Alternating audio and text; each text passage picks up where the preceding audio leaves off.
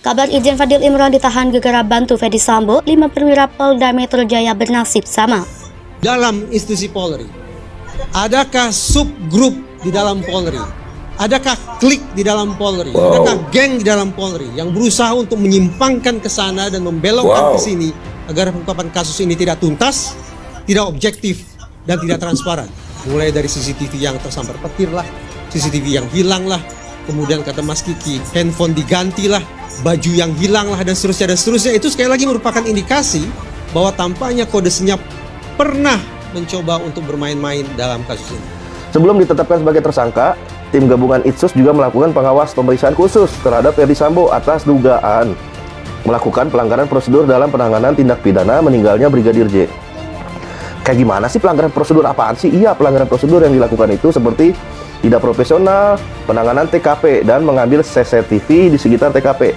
Menanggapi ramainya desakan warganet yang meminta Kapolri Jenderal Listio Sigit Prabowo mencopot jabatan Kapolda Metro Jaya Irjen Pol Fadil Imron, menurutnya desakan tersebut terjadi karena adanya pertanyaan publik yang bermuara pada kasusnya di wilayah hukum Polda Metro Jaya.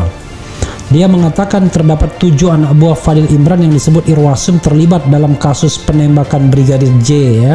Nah, kalau yang satu ini udah berbuat salah sampai seperti ini kesalahannya, dengan kejadian Brigadir J ini, mudah-mudahan ini membongkar semua borok-borok di dalam institusi Polri. Dan apakah Pak Fadil Imron tidak tahu? Kalau lihat dari keterangan-keterangan yang ada, saya yakin beliau tahu. Jadi semuanya itu harus diseret juga, dicopot juga. Nggak peduli, tanpa pandang bulu, nggak peduli dia itu bintang 1, 2, 3, 4, 5, 6, 7. Kalau terkait dan terikat dengan pelanggaran hukum, seret. Padahal tidak hanya cukup diseret, tapi juga copot pak, nonaktifkan, pecat, dan pidanakan. Jadi bertaubatlah dan jujurlah apa adanya, tanpa ada apanya, dan buktikan pertanggungjawaban, komitmen, transparansi, dan presisi dari Pak Kapolri Listio Sigit Prabowo.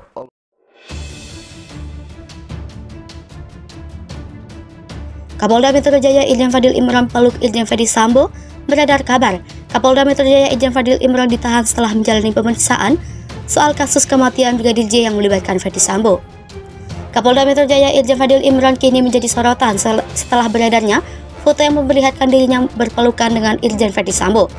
Kapolda Metro Jaya Irjen Fadil Imron diduga kuat membantu Irjen Ferdy Sambo untuk menjalankan skenario pembunuhan terhadap Brigadir J. Kini beredar kabar, Kapolda Metro Jaya Irjen Fadil Imron ditahan setelah menjalani pemeriksaan soal kasus kematian Brigadir J yang melibatkan Ferdy Sambo. Nasib apes menimpa Fadil Imron gegara aksi perpelukannya dengan Ferdy Sambo yang akting menangis di fitnah.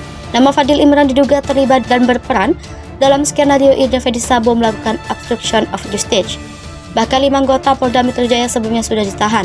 Aksi pelukan Irjen Ferdy Sambo dan Irjen Fadil Imron viral pasca tewasnya Brigadir J.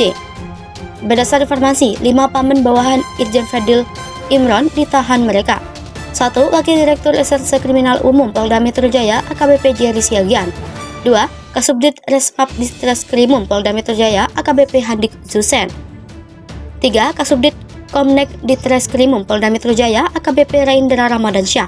5. Kasubdit Renakta Polda Metro Jaya AKBP Pujiato. 5. Kanit 2 Jatanras Polda Metro Kompol Abdul Rahim.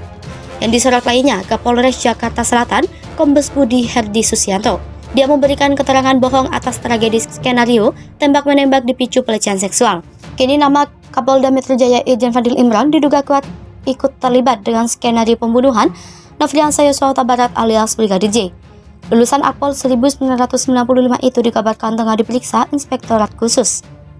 Itsus merupakan tim bentukan Kapolri Jenderal Listio Sigit Prabowo untuk memeriksa oknum polisi yang diduga melanggar etik dengan menghambat penyidikan kasus pembunuhan Brigadir J.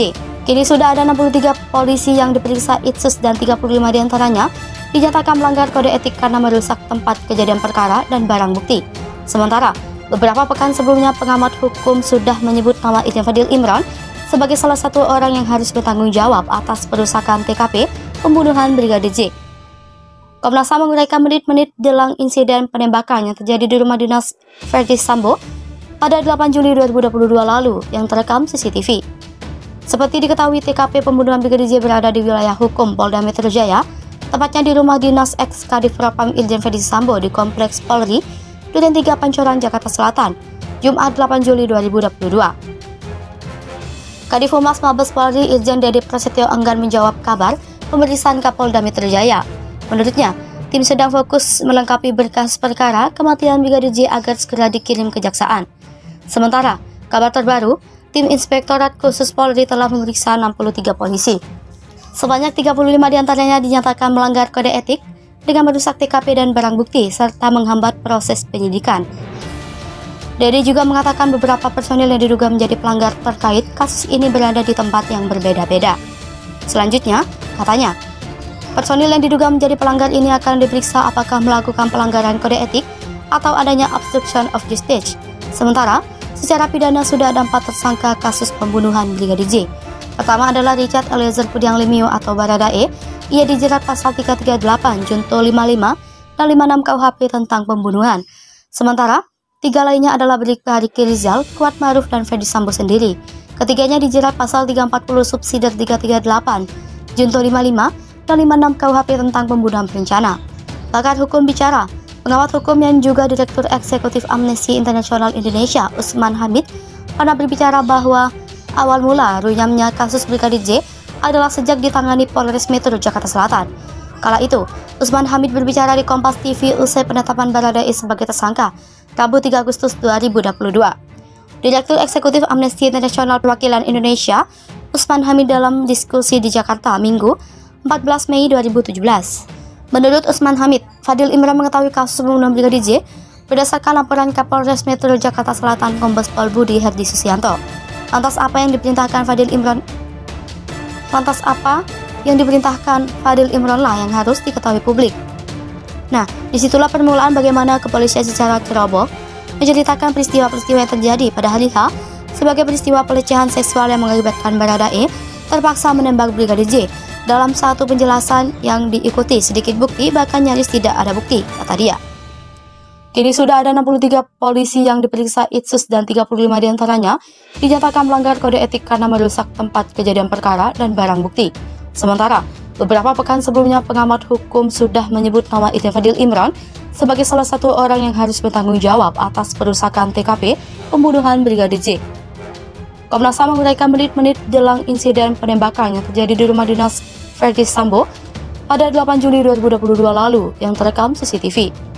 Seperti diketahui, TKP pembunuhan Brigadir J berada di wilayah hukum Polda Metro Jaya, tepatnya di rumah dinas ex-Kadif Propam Irjen Verdi Sambo di Kompleks Polri, Duren 3 Pancoran, Jakarta Selatan, Jumat 8 Juli 2022. Kadif Humas Mabes Polri Irjen Dede Prasetyo enggan menjawab kabar pemeriksaan Kapolda Metro Jaya. Menurutnya, tim sedang fokus melengkapi berkas perkara kematian Brigadir J agar segera dikirim kejaksaan. Sementara, kabar terbaru, tim Inspektorat Khusus Polri telah memeriksa 63 polisi. Sebanyak 35 diantaranya dinyatakan melanggar kode etik dengan merusak TKP dan barang bukti serta menghambat proses penyidikan.